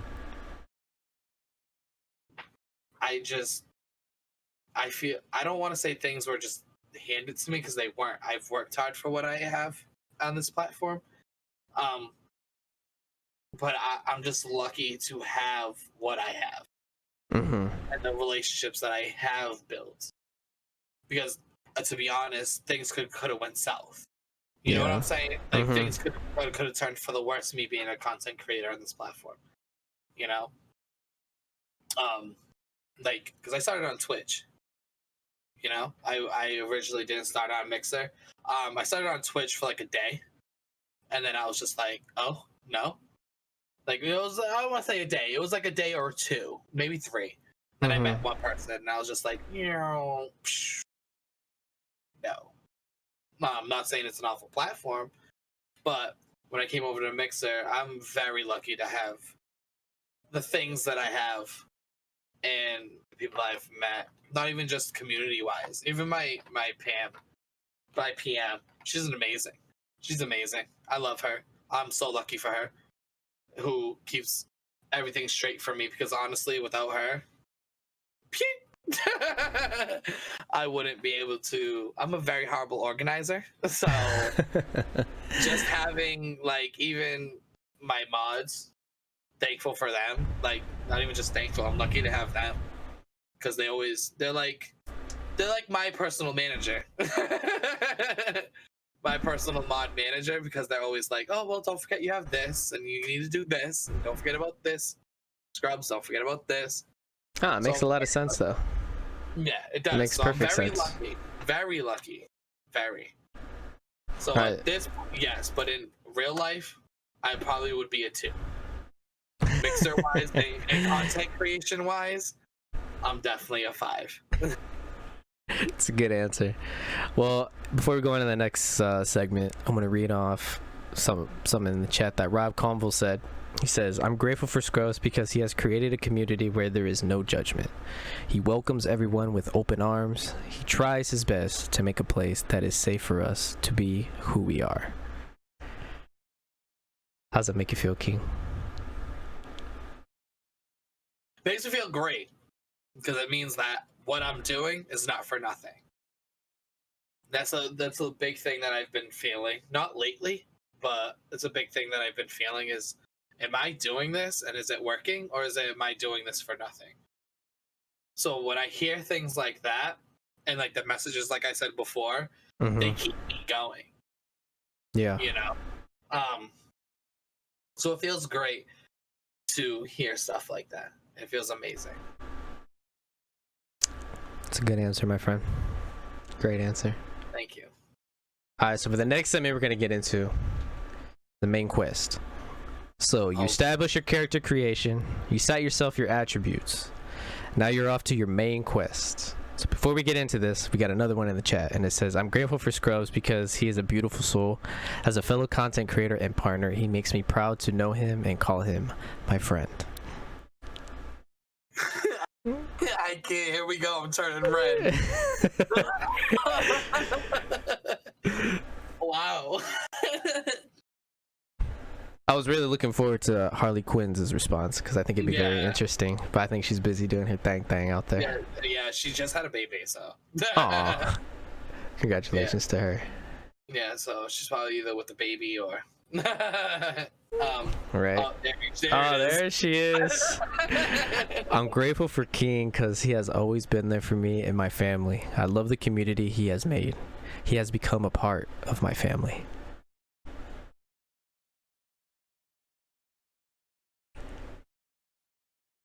For the people that are listening through podcasts, he's trying to look away, hide back the tears. But he has failed. Tears of joy, my friend. Yeah, no, jeez. It's just, oh damn. Oh, I hate you guys. I'm sorry. Like, oh, they love seeing me cry. It's In like a the good best way. time. In a good way. In a good way, right? In a good way. I love them. I love them all. I can't. Like I said, I've known Harley for like, and Grimm. I've known Harley and Grimm probably the longest. Who are here, you know? Mm-hmm. I've known them about the longest, and like I said, Harley. I know her kids. I know her husband, her mom, her brothers, sisters. I know them all. So she hasn't just became my mod or someone I know. Like she literally has became my family. Like she just sent me a birthday gift. Like, and I do the same thing for her and her husband and her daughter. I do the same thing, and like she just had a kid, so my mom sent them some baby stuff like that. You know what I'm saying? Mm-hmm. So she hasn't just she became family. Everyone on this platform has became my family, and if Mixer was to go down tomorrow, I don't know what I would do. Move to Twitch. No. And tell them to go over there.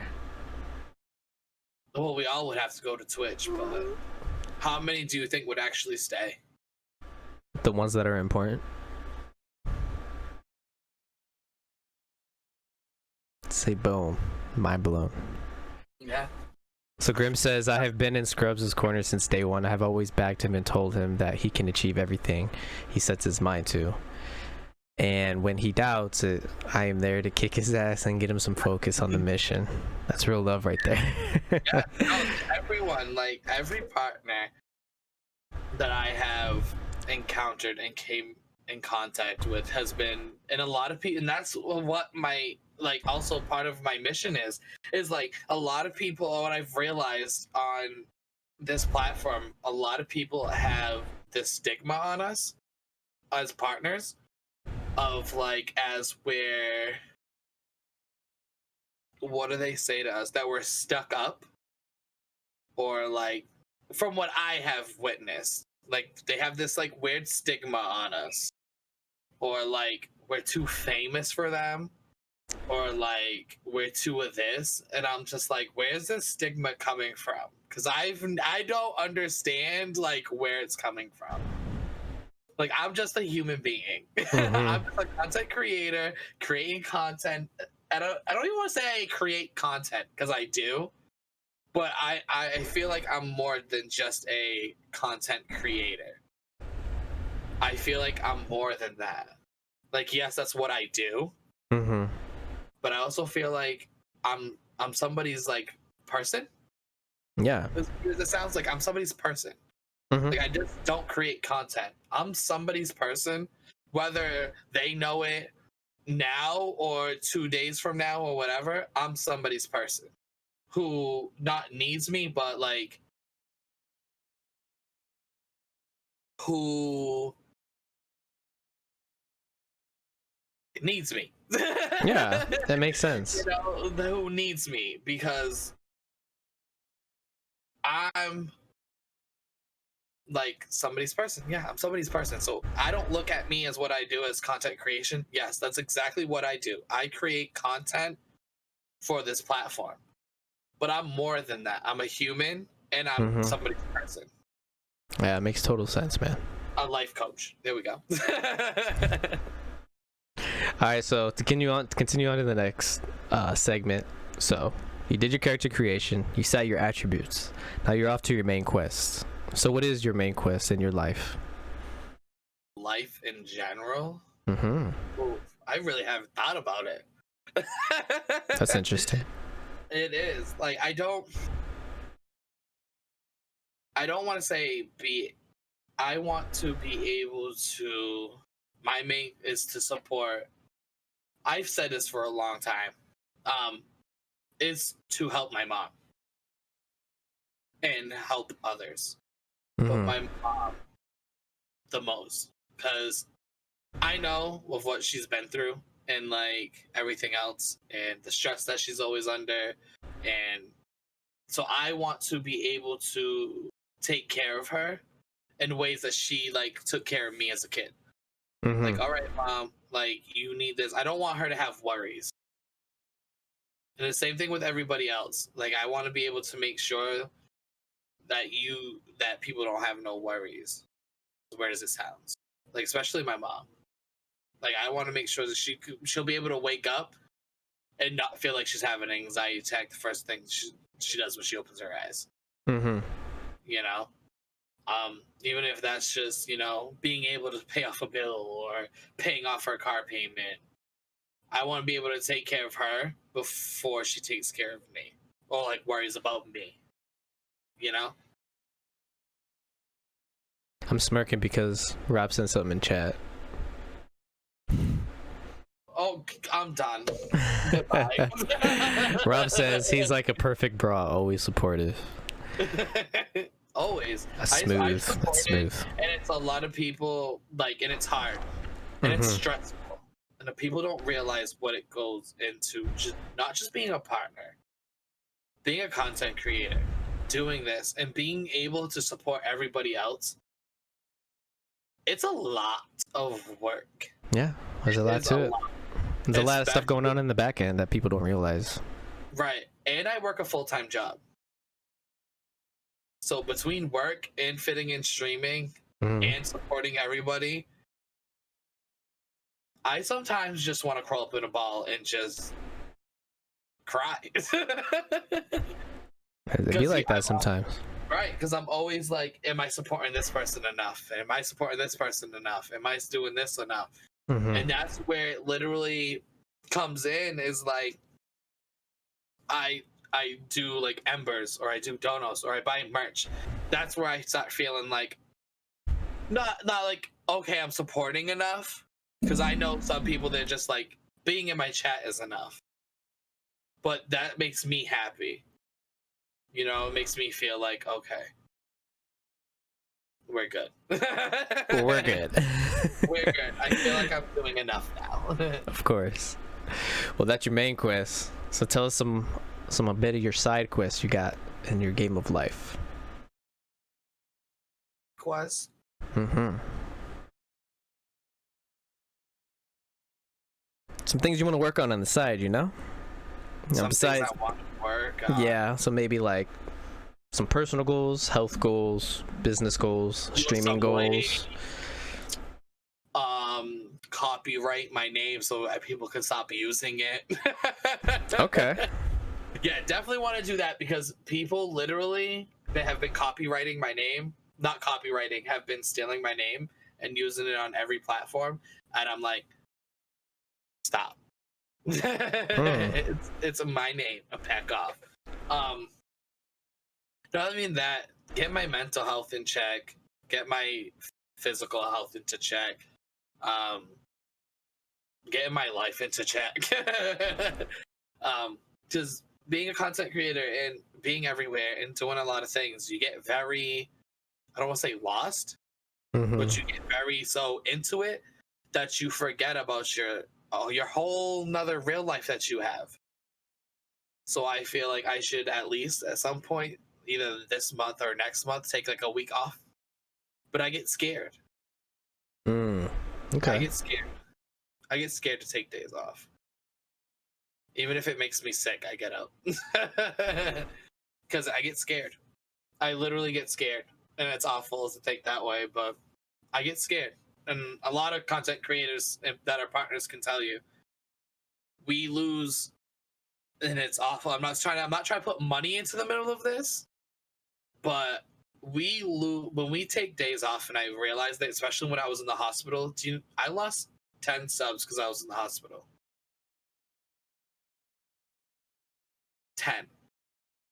Because I was in the hospital. Not because I was out on vacation. Because I was in the hospital sick. You know? Like, that's that. So us taking days off is like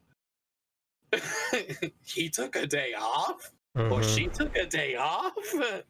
Um, so get my mental health in check, physical check, take a nice little hiatus. Maybe I'll try. That's about it. I think. You think? I think. Like, more things will come to me, and I'll be messaging you like, "How about this and this and this and this and this?" DMs are always open, man. That's great. No, definitely. All right, man. Well, you completed your main quest and all your side quests. And now you've reached your final boss. So what is the final boss in your game of life that you wish to conquer?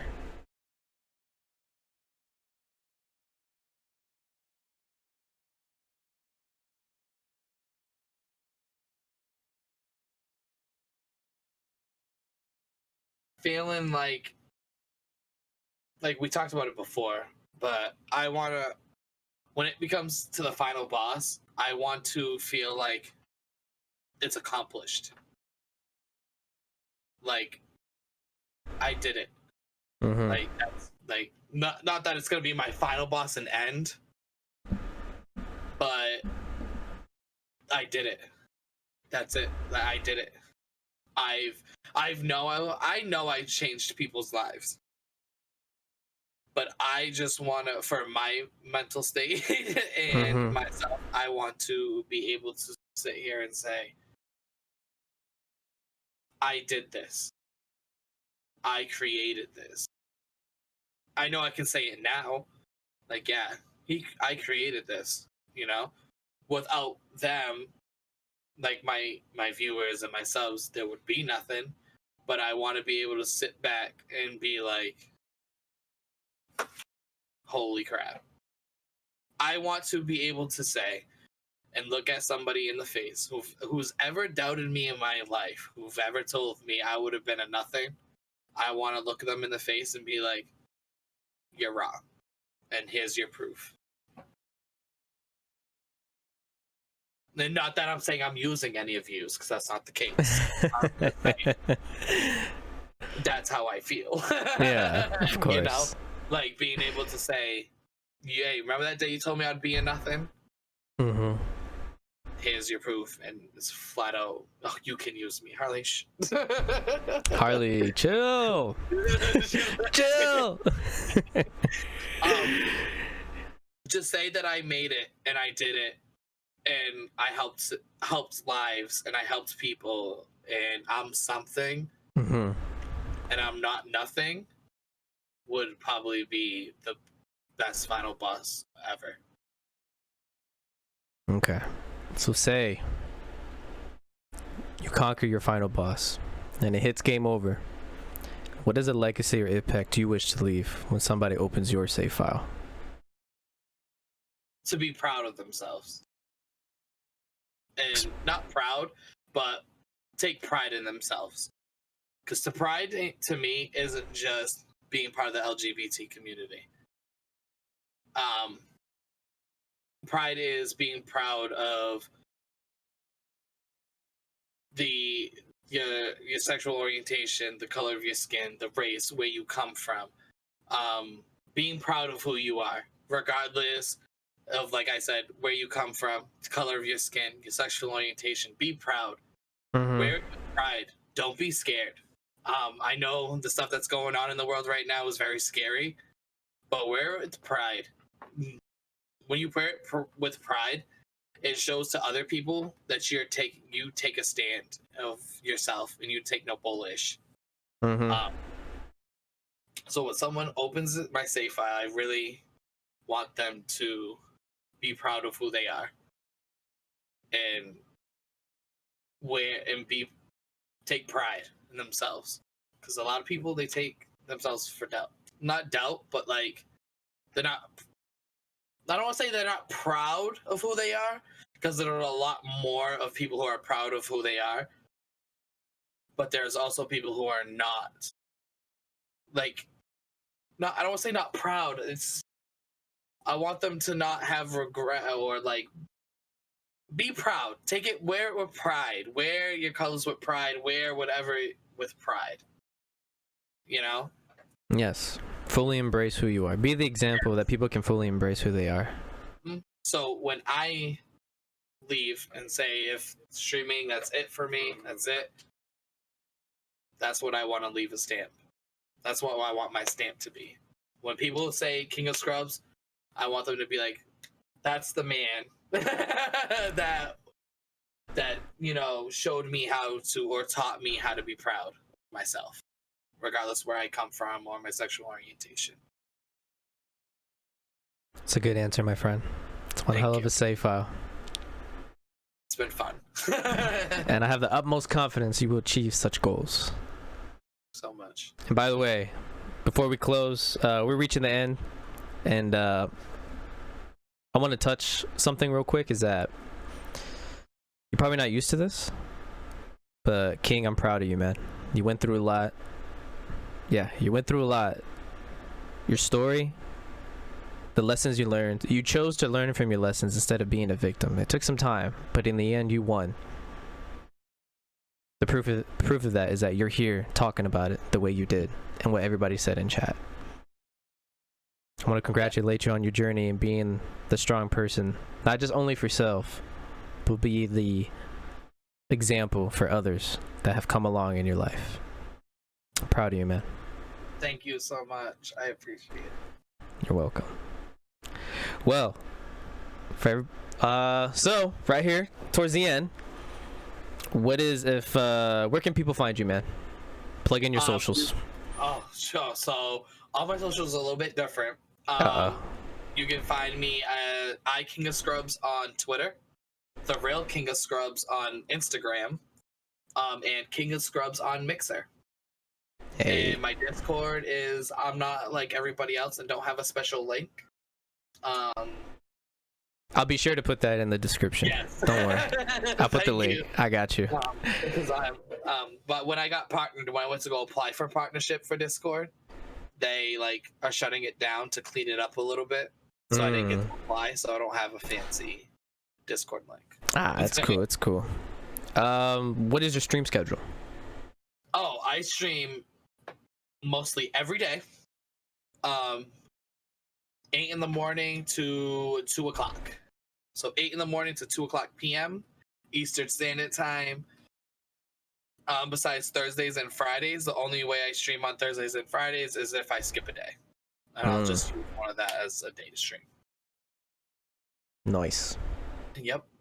Well, there it is. Well, ladies and gentlemen, there you have it. The one and only King of Scrubs. I would like to thank you. If you guys have reached the end of this, I appreciate y'all.